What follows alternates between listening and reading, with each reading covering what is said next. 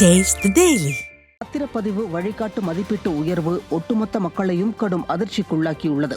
விடியா திமுக ஆட்சியில் படிப்படியாக அனைத்து கட்டணங்களையும் உயர்த்தி வருவதாக பொதுமக்கள் குற்றம் சாட்டியுள்ளனர். தமிழக அரசு கைட்லைன் வேல்யூவை அதிகப்படுத்தியுள்ளது.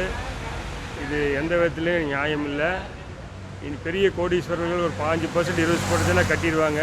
என்னை மாதிரி ஏழை பொதுமக்கள் ஒரு 10 லட்ச ரூபா சைட்டுக்கு 20-25 லட்ச ரூபா கிரைய செலவு உயர்ந்துள்ளதால் எங்களுக்கு கனவாக உள்ளது. வீடு கட்டுவது என்பது கனவாக உள்ளும் பொழுது இந்த வேல்யூ இந்த மதிப்பு உயர்ந்ததால் எங்களால் அந்த கனவும் இதனால் தகர்ந்து விடுகிறது. பத்திரப்பதிவுத்துறையில் நள்ளிரவு முதல் மனை அங்கீகாரம் பண்ணுறது, மனை விற்பனைக்கு 10% வழிகாட்டி மதிப்பு ஏறிருக்கு அப்படின்னு சொல்லி அறிவிப்பு வந்திருக்கு. இது கிராமப்புறங்களில் இல்லைன்னு சொல்கிறாங்க. ஆனால் கிராமப்புறங்களில் ஏற்கனவே விலையை கூடுதலாக ஏற்றிட்டாங்க. விவசாய நிலத்துக்கும் மனைப்பிரிவுக்கும் அதே மதிப்பு தான் இருக்குது. அதை ஒழுங்குபடுத்தணும். குழு அமைச்சு எல்லா ஊர்லேயும் கண்காணிச்சுன்னு சொல்கிறாங்களோ வச்சு இது வரைக்கும் எந்த குழுவும் ஒரு கிராமத்துலேயும் ஒரு நகரத்துலேயும் கண்காணித்த மாதிரி தெரியல. இதில் ரியல் எஸ்டேட் அதிபர்களோ ரியல் எஸ்டேட் தொழில் பண்ணவங்களுக்கோ பாதிப்பு ரொம்ப பெரிய அளவில் வராது.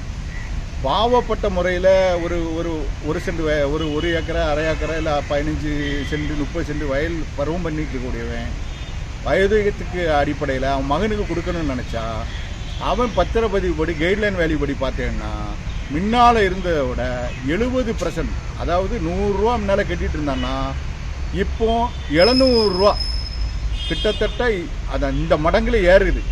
அவங்க கைட்லைன் வேல்யூவை ஃபிக்ஸ் பண்ணாங்க. இது தவறான செயல். இது சடனாக ஏற்றுனது மக்களை ஒரு திருப்பி தொடர்ந்து இடம் வாங்குறவங்களுக்கு ஒரு கஷ்டமாகவும் ஒரு சூழ்நிலை. இது போதுமான அளவு இடம் போதும் எனக்கு அப்படின்னு வந்தவங்க ஸ்டாம்ப் டியூட்டி பத்தாதனால இன்றைக்கி திரும்பி சென்றவங்க நிறையா பேர்.